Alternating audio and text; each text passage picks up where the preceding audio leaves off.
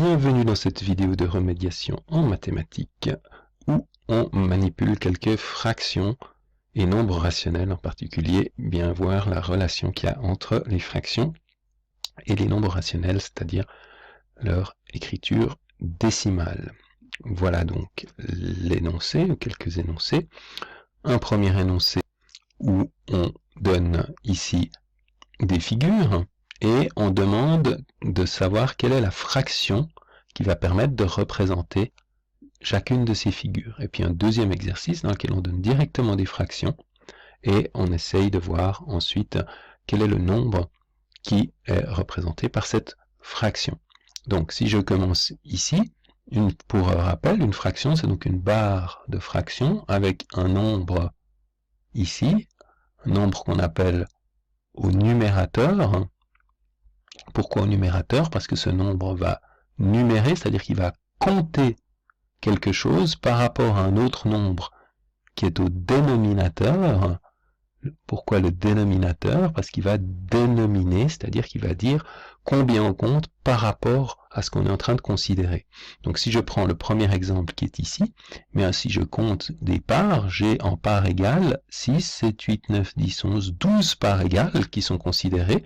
Donc je vais considérer 12 parts, et parmi ces 12 parts possibles, je suis en train d'en choisir ici, si je compte, j'en ai 10. Donc j'en ai 10 parmi 12, et c'est cette fraction 10 sur 12 ou 10 douzièmes qui va me permettre de représenter ce que je considère ici. Si je fais exactement le même raisonnement ici, j'ai 4 parts en tout et j'en prends une parmi 4, donc je vais avoir la fraction 1 parmi 4 ou 1 quart. Si j'en ai de nouveau 12 et j'en choisis 2 parmi 12, donc 2 douzièmes, et ici j'en ai 2 et j'en choisis une parmi 2, une sur 2 ou une demi. Voici donc des objets qui sont des fractions. Alors ce qu'on peut remarquer, c'est que chaque fois qu'on a une fraction, 1 parmi 2, je peux aussi effectuer la division. En réalité, c'est la division euclidienne avec reste. 1 divisé par 2, ça donne 0,5. Donc en fait, je peux associer à une demi le nombre 0,5. De la même façon, 1 divisé par 4, si j'effectue la division, ça fait 0,25. Ou encore, 10 divisé par 12, alors c'est un peu plus compliqué. Si vous effectuez à la main la division de 10 par 12, ou si vous le sous-traitez, vous sous-traitez le calcul à une machine, vous trouverez 0,8333, et le 3 va se répéter à l'infini. Et ceci a une notation, consiste à dire qu'un nombre qui se répète à l'infini, on met une barre horizontale sur lui, ce qu'on appelle sa période, et ça indique que le 3 se répète à l'infini. De la même façon, 2 sur 12 va également avoir un nombre qui se répète à l'infini, et cette fois-ci, c'est le nombre 0, c'est le 6 qui se répète à l'infini, comme ça, ce qu'on notera 0 avec 1 et 6, la barre sur le 6, la barre seulement sur le 6, parce que si je mettais la barre sur le 16, ça voudrait dire que c'est le 16 qui se répète à l'infini, et j'aurais donc 0,16, 16, 16, 16, donc j'ai bien la barre uniquement sur le 6. Ces nombres-là, ce sont des nombres en écriture décimale. Pourquoi écriture décimale? Parce que c'est l'écriture en base 10, c'est-à-dire un certain nombre, une virgule et une partie fractionnaire. Une partie entière à gauche de la virgule, partie fractionnaire à droite. Donc on observe que chaque fois qu'on a une fraction, on peut lui associer un nombre dont la partie fractionnaire est finie, c'est-à-dire que ça s'arrête, 0,25 ou 0,5, ou on lui associe un nombre dont la partie fractionnaire est infinie, mais périodique, et c'est ceci que nous appelons les nombres décimaux. Donc ici, j'ai les objets qui sont des fractions, et ici, j'ai des écritures décimales qui correspondent à des nombres qu'on appelle les nombres rationnels. Le deuxième exemple, lui, il repart de fractions, 4 fractions, et il demande d'établir quel est le nombre rationnel qu'on peut associer en écriture décimale à ces fractions. Donc 63 sur 7, si j'effectue la division de 63 par 7, eh bien, je vais trouver, là vous connaissez vos livrets, je vais trouver bien sûr 9. 9 c'est la même chose que 9,0 si on veut l'écrire explicitement sous forme en écriture décimale, il y a donc une partie fractionnaire qui est finie. Ça correspondait à une PFF, la partie fractionnaire finie.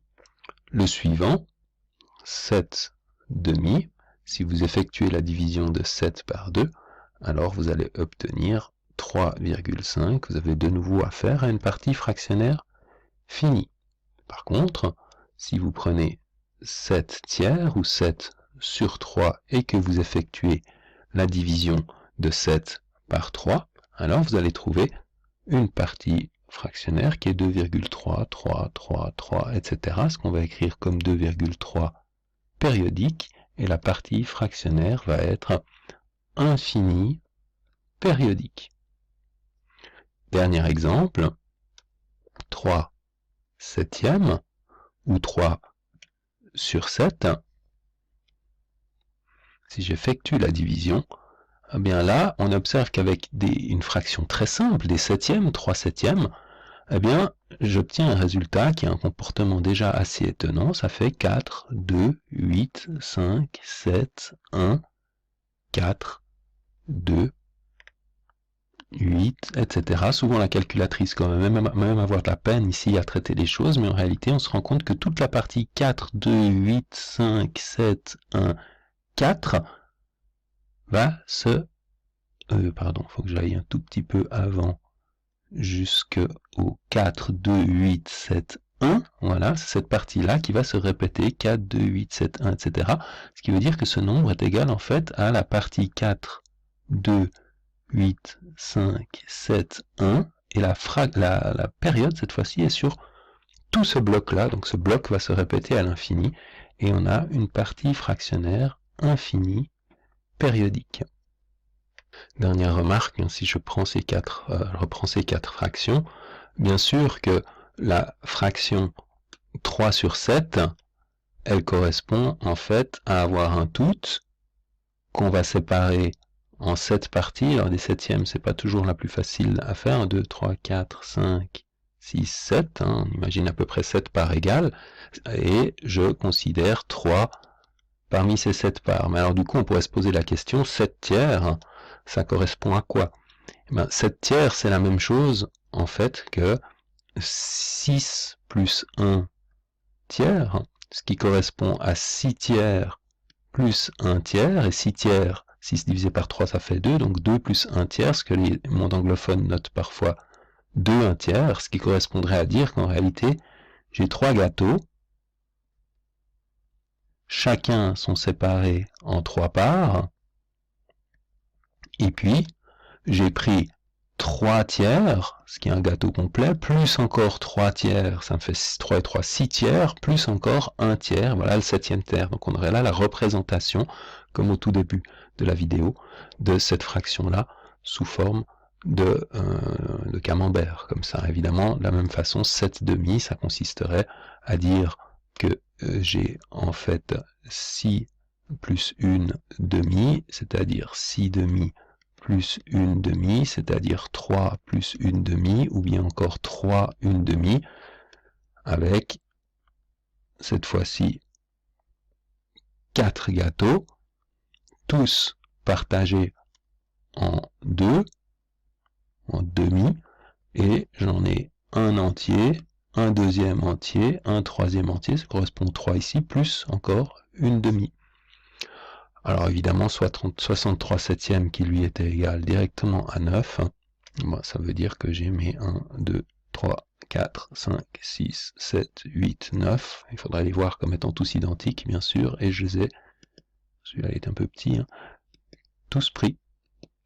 Donc on voit que toute fraction peut être considérée comme une fraction, numérateur-dénominateur, peut également être représentée à l'aide de camemberts entiers ou de parts de camembert, et peut être associée, on l'a vu tout à l'heure, à une écriture sous forme décimale qu'on appelle nombre rationnel. Voilà pour cette vidéo.